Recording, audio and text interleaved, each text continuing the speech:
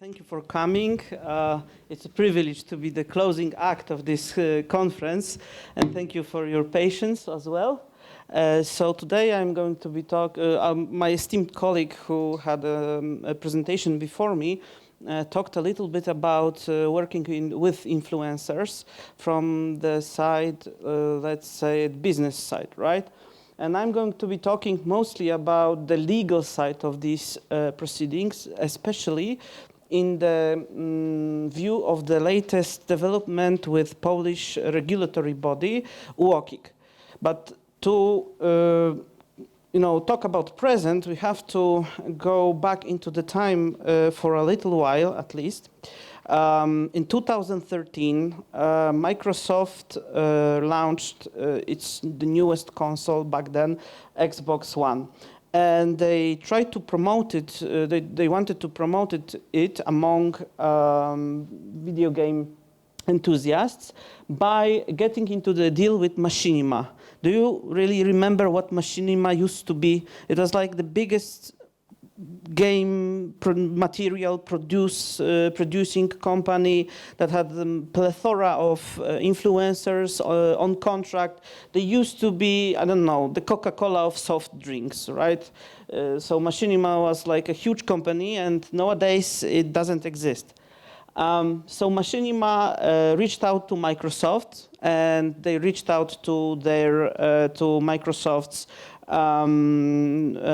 marketing company called Starcom Valley, and they proposed some sort of promotional device called XB1M13.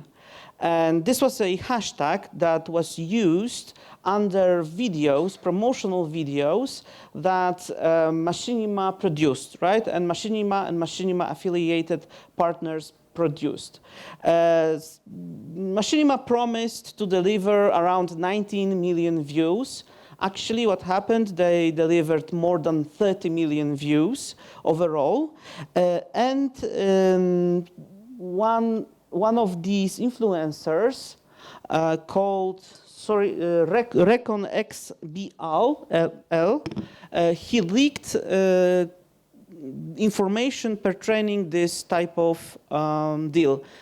So on the left, you can see a typical message from Machinima to its partners about some other promotional device or action that used to happen, and especially here you can see that they asked explicitly to put into the video description an information about promotional action that is going on. So basically, they asked to put the information that creator is paid to create said material. But on the left, you can see the X1BM13 letter, where there is no such information. Obviously, one may say that, well, there isn't an information to put into description, but there isn't also an information to not disclose, right? So they didn't ask straightforward not to disclose the business relationship. However, when this material leaked, it sparked a lot of debate back then about video game journalism, about influencers, and so forth. And eventually, it was picked by a Federal Trade Commission back then. Federal Trade Commission is an American organization, a governmental organization that is tasked with protecting consumers' rights and free market in the United States. So they actually launched a very broad investigation. It was obviously settled because in America, most cases, even the non-judicial decisions can be settled. And FTC ruling found out that only Machinima was the party at fault. They left off hook both Microsoft and Starcom Valley. And I want to quote very exactly why. Commission staff considered the fact that these appeared to be isolated incidents that occurred in spite of and not in the absence of policies and procedures designed to prevent such lapses. In other words, the Federal Trade Commission ruled that both Microsoft and Starcom Valley had implemented already documents that disallowed such practices in their deals. It was fully the machinima who bite the bullet back then. So the FTC ruling wasn't very harsh. There was no monetary penalty administered. However, machinima was to control and disclose any sort of deal to FTC in future, and they had to monitor their content for 20 years. Obviously, machinima didn't last so long, and now it's a non-existent company. However, there was a possibility that they would have to control their content for more than 20 years. But what was perhaps the most interesting occurrence from this case was the creation of first guide for influencers and companies working with influencers, how to not break the law. And this is a very interesting piece of documentation, and you can find it under this address. Almost every document in this presentation can be guided through codes. You can find them under these codes. This document was a very interesting piece of, non-legislation, actually, because for the first time, a governmental body, decided not to create new legislation, as in going through the whole procedure, right, from drafting the bill, voting, so on and so forth. Rather than going through this bothersome process, FTC decided to create a guideline and to tell the populace, right, the people from the marketing industry, how FTC in future will apply existing laws, right? So it was something like, it was basically a textbook for marketing people and people from the influence market as well. So the FTC guide laid down some ground rules that were quite important. The first one is that the US laws apply to anyone who acts even not on US soil, right? So let's say that I'm streaming from Poland, but I have a large viewership in the United States. And even though I'm in Poland and I'm not under American jurisdiction, still US laws apply to me, and FTC said that it will act nevertheless. The second one that is quite important is that a financial connection between influencer and a marketing company, for instance, exists even if no money is exchanged. So if you give out free games, if you give out merch or do any other sort of deal or remuneration, non-monetary, still the laws apply. The third one is, and it's quite important, the third and the fourth is quite important because it shows that the marketing, while doing influencer marketing, you should disclose at least several times the type of business relationship that's connecting you to the brand. So this is very interesting that during a live stream, for instance, on Twitch, as my colleague before said, if you want to be very strict, Twitch streamer should at least a few times repeat during live stream that this stream is sponsored by, I don't know, Microsoft, huge games, whatever, right? And the last one is also quite interesting. As you perhaps know, many platforms, social media platforms, today introduce special tools that allow to mark content that is sponsored. And even though these tools are in place, FTC says that it's not enough to mark the content. You should as well disclose your relationship or ask for disclosure in the material. This guide created by FTC is like, if you're interested in this topic, this is the first thing that you should read about it. Many other jurisdictions followed FTC. They applied the same exact method. Instead of creating it's so-called in the legal word hard law, they decided to pursue soft law, so-called. So no bureaucracy, no creating new laws, no going through the whole procedure. They laid down the rules and the understanding of rules in guides. CMA is a British organization as well. It's a counterpart of FTC, of American FTC, and they repeated some of FTC's rules, but they also put stress on different points.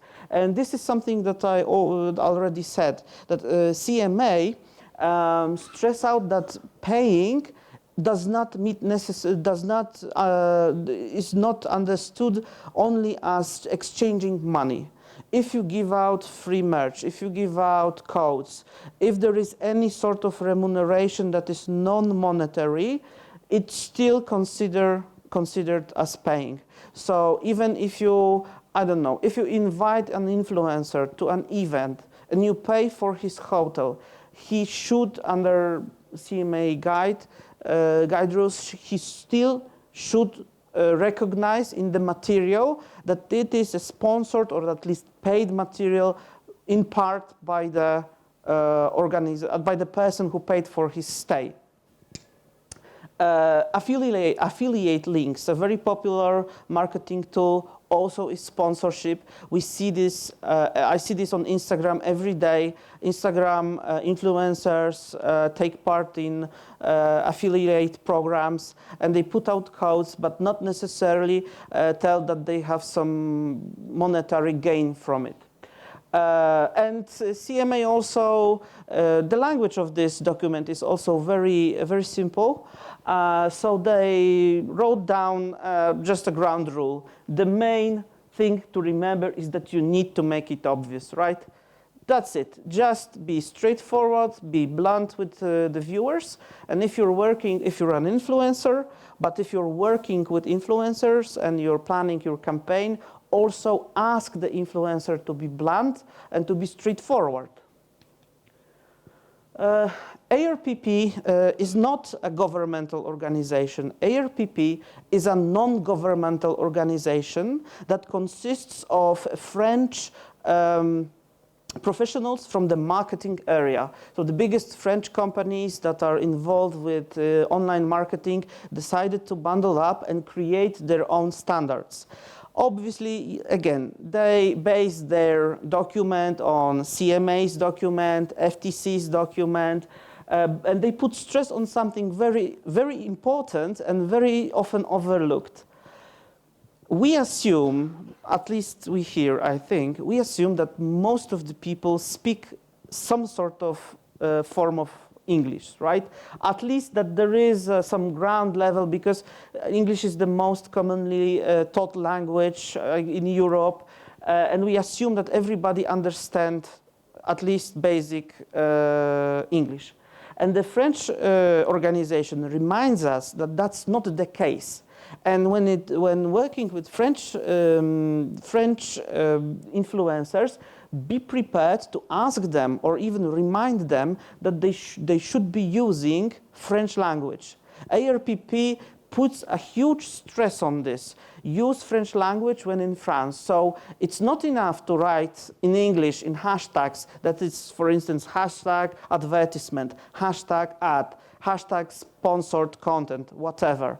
You have to write it in French, because French consumer speaks French, That's the assumption. And even though, you know, we're on a video game conference, and I suppose that most people who play video games speak some sort of version of English at least, but still, this is how they understand their law, and they even give examples of words that should be used. I do not dare speak French, so you know, I don't even bother to try to repeat it, but they give good examples what sort of words, what sort of hashtags should be used in their content. Also, ARPP put stress on a very interesting and has a very interesting point in their document. It's not enough to just wink to the consumer. So an influencer cannot just say, okay, I was sent this, right? Or I was gifted, or they gave me to test this. This is super common. I mean, all of us have some sort of social media. We observe many people on social media, and we exactly know what I'm speaking about. It's like, you know, just winking to the audience that, well, I was given it, but, you know, no money was transferred maybe, or this is my true opinion, I was just given it, right? No, ARPP tells us in this document that you should actually never use such a, how to put it, gray area language, rather than you should be straightforward, be blunt with the consumer. This is a perfect example of German legislature, right? The Germans have more than 14 governmental organizations that are tasked with controlling the media in Germany. So they coined an umbrella term for all of them. It's called the Medieneranstalten, and it's an organization of organizations, right? And they also put down a very similar guide to the French, to the British, to the US guides. However, they put their own spin on it. And it's a very German spin, because they divided the materials into 3 categories. And they also laid out more than 12. This column consists of ways of sponsoring. So the first column consists of paid content. So if money is exchanged in a video, when the material plays the first role, Hauptrollen, the material should be, you should include in the video material in German the word Werbung, which is an advertisement. But if the material is only placed somewhere in the background and is not the main object of the video, you can put only words Unterstützt durch Produktplatzierung, right?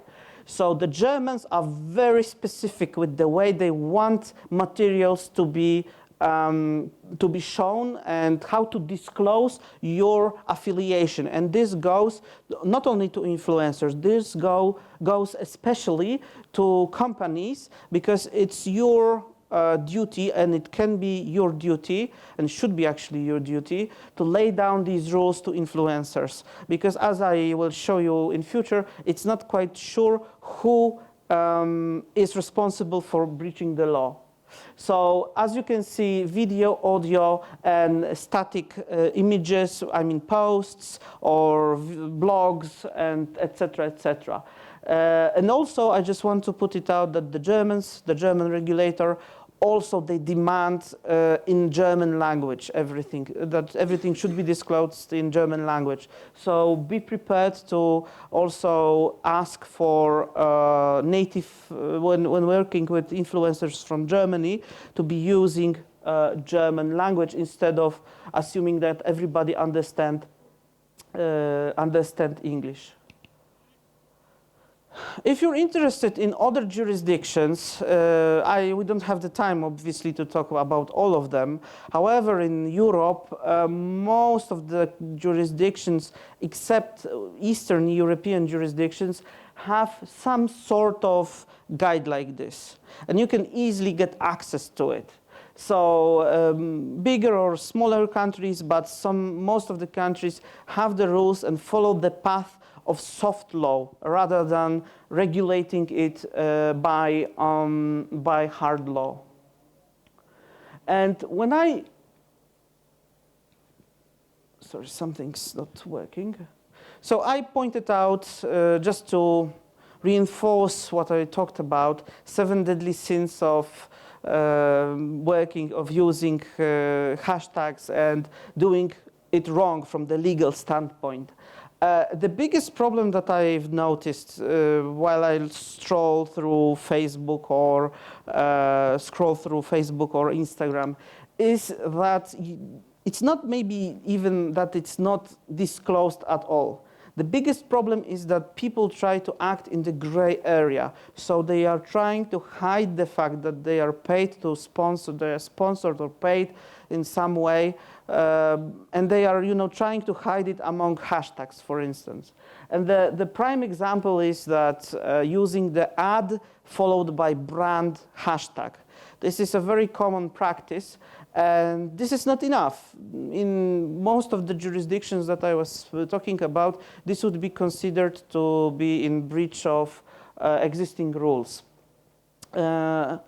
Also, a very important thing, if you have someone who's an ambassador of your brand, who acts as a person that you're in a perpetual business contact, this person, even though he's probably commonly known in his own following that a brand is perpetually sponsored by a brand, he still is to disclose every time, every post, every time he should disclose his own affiliation. To put it only on his main website or in main hub, it's not enough.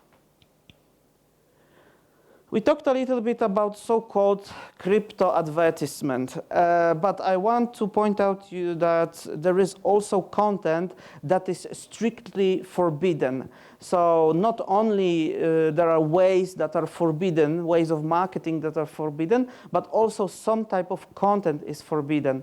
And if you want to go through European jurisdiction and European jurisdictions laws, I would urge you to get familiar with this piece of legislation, Unfair Commercial Practices Directive, which contains a blacklist of marketing activities that are considered to be forbidden under all circumstances.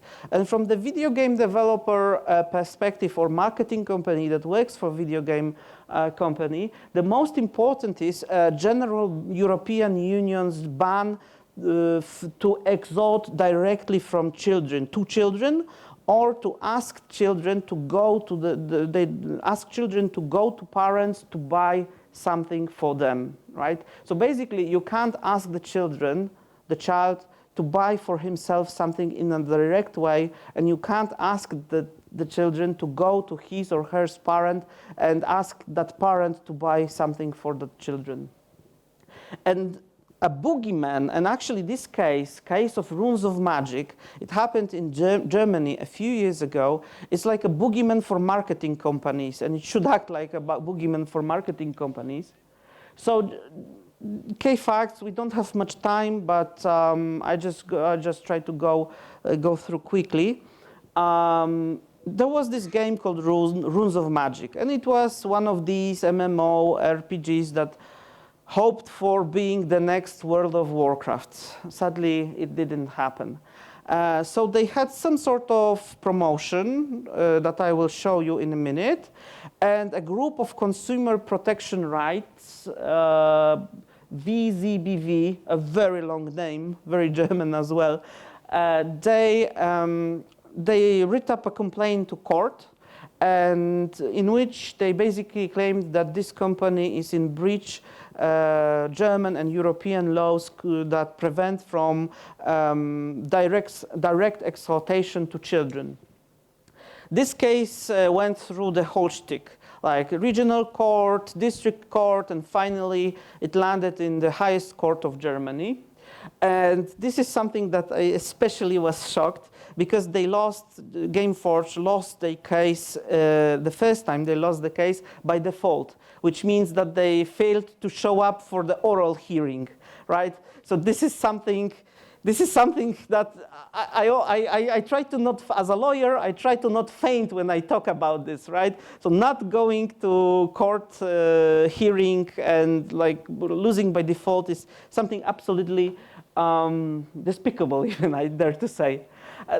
They obtained a new hearing, but even though, in a minute I'll show you, they lost. But why? So this is said advertisement. This is the advertisement. On the left, you can see the German text.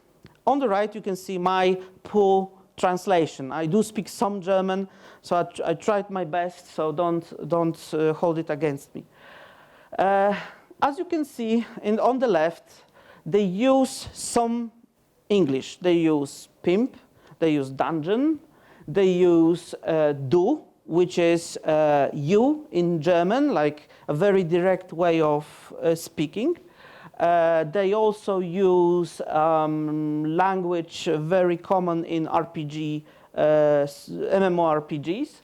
And here they put a link to their shop. This was a link that was directing to their, it was a link that directed you to their shop. And the court, all three courts, regional, district, and the highest court of Germany, found them guilty of breaching the law. And that was because they used these points that I showed you. They used indirect language.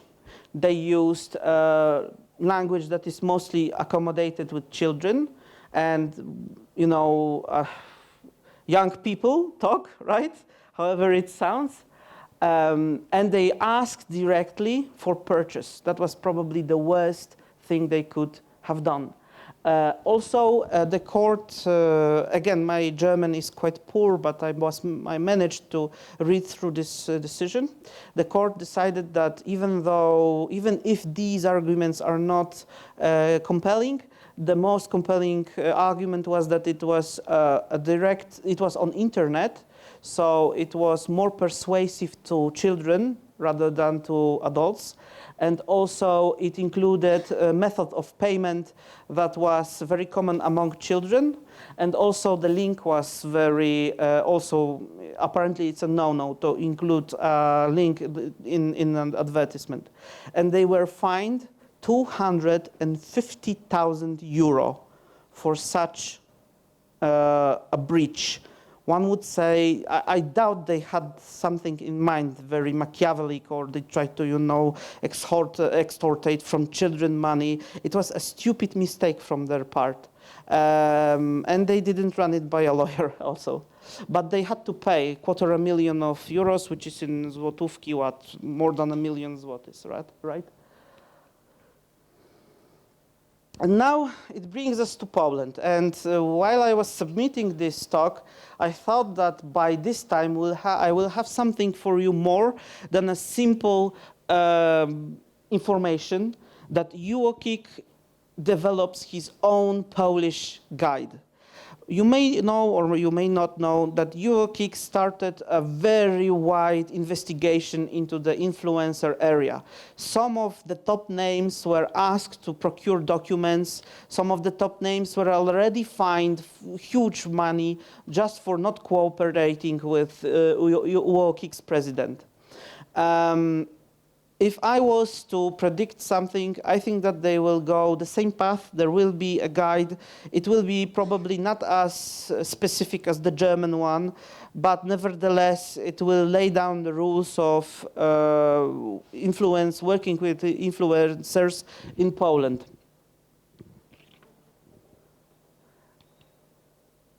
And yeah, so what can happen? You're under an investigation, right? You got the paper from UOKiK. You worked with some influencer, I don't know, 5 years ago. You paid him, and you don't even remember who this guy was, right? but still the president of UOKiK demands some documentation from your company. What to do? And the first thing, obviously, is to keep calm, right? The worst thing that you can do is to call UOKiK or write an email to them or whatever. This is, you know, it's just another case that you have to deal with, another meter of red tape that you have to deal with. However, the point is that UOKiK's president has some very intrusive powers. He can demand almost any document from your company. He can demand any deal, any email that you send to said influencer. He can demand paperwork from your company on a very wide scale. And you have to handle over that documentation, because he can fine you if you do not cooperate with UOKiK's president. He can fine you up to 50 million euro. So again, the fees are draconic. However, there are some exceptions. The first one being, and perhaps the most important, that any document that is covered by the client attorney privilege is out of the game.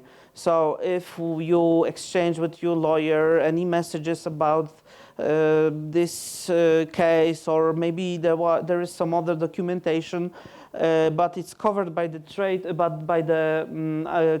lawyer-client privilege, you don't have to send it over. If you slipped up, let's say so, and there is documentation that incriminates you and points toward your fault, that you, for instance, you told the influencer, don't disclose our sponsorship, right? Let's do it bareback, so-called. Let's do it the raw style. Let's not disclose our relationship. I'm going to pay you. Nobody's going to know about our relationship. You don't have to disclose that information as well to the UOKiK president. However, in this case, because there is no hard law that tells that and gives you that opportunity, in that case, my advice is to contact your lawyer immediately, just to go through the documentation and see what is really incriminating you and what is not. And the sad part of this is that you cannot claim business or trade secret. This is quite important in the video game industry, to keep your cards close. But unfortunately, you have to disclose a lot, even if there is some maybe proprietary knowledge. And as I said, if you do not cooperate with UOKiK's president, you can be heavily fined. And please do not miss any hearing. I mean, just put it in your Google Calendar and don't do the same mistake as Gameforge did. And some advice in the end, it's a good idea to have a code of conduct in your company.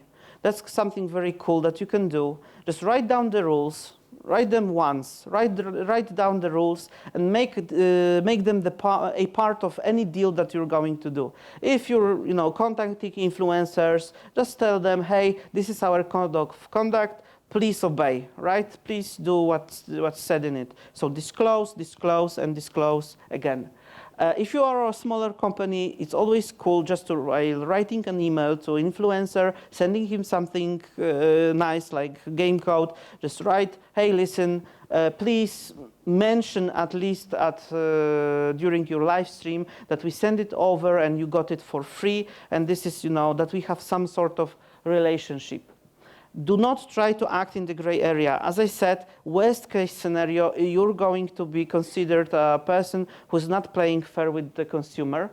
Be informed. As I said, still our Polish guide is under development, but I think that it's going to be published quite soon. So stay with touch. Be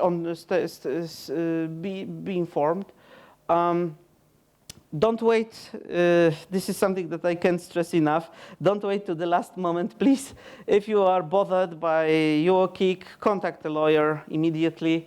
And it's probably, in the light of what I said about the German case, maybe it's not a bad idea to allow your lawyer to look through a campaign. right? That you're trying, if you're going to have a marketing campaign and you want to put some text in it, just it might be a good idea to give it someone with legal training to look over. Okay, so this is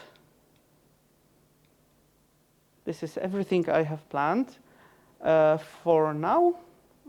So if you have any questions, I'm open to answering it. I know that it's late and probably everyone wants to go home. Okay, sure.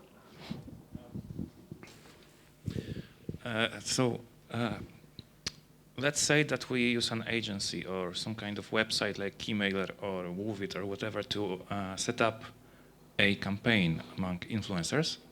So they offer us that they will set everything up. They will offer them some rates for reviews of our game, and they have their rules and regulations that the influencers and ourselves have to accept. And let's say that this influencer is selected, they provide content, they publish the content, but they don't stick to the rules. So whose fault is that? Whose fault is it? Yeah, so this is a great question, because the answer to this question in your example would be the influencer, obviously. That's why having a code of conduct is something pretty cool, because you can always say, tell the UOKiK president, hey, I told the guy to stick to the rules. I'm not at fault, it's his fault. He was informed that we do not accept such actions. However, there is, it's not a rule, I must say, because there weren't many cases of crypto advertisement, and I saw decisions of UOKiK's president in which both the party who ordered an action and the one who published it were found guilty on both sides. So, but in your example, as you said, all the parties before publishing the content had laid the rules down, and it was the fault of the influencer, and he or she will be responsible for it. And this is why for a smaller company, it's a good idea to have even for a smaller company to have the code of, because if you don't have the money to go to agency, you just, you do a Google Doc and you send them a link and you say, hey, click on it, please stick to the rules. It doesn't have to be a legalese, It doesn't have to be anything heavy in language. Just lay down some grand rules, and if there are some problems, you can always, wiggle your way out from it. Thank you. Okay, thank you. Then, I hope this was informative. I wish you all a good trip home for those who are traveling home. And I don't know, maybe see you next year, I hope.